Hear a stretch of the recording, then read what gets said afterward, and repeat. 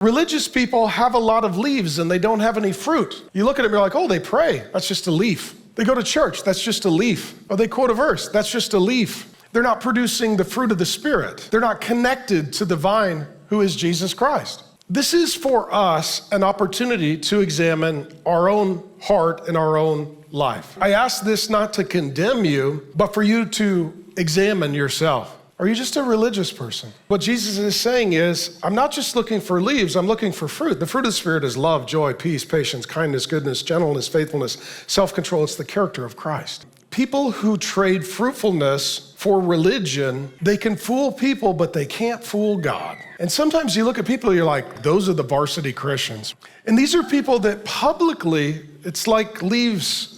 You're like, well, we see it. We see all of your religious works and your duties and your devotion, and you cried at the altar call and you sang the songs and you carried your Bible to church. And then when nobody was looking except for God, you were a completely different human being. At the end of the day, you weren't even living your life so that God would be pleased, but that others would be deceived. This was an occasion for those present to examine themselves. Am I connected to the Lord and bearing fruit, or am I just a religious person going through routines and trying to convince other people that I was holy by doing things that would impress them, even though I was far from God and not connected to Him?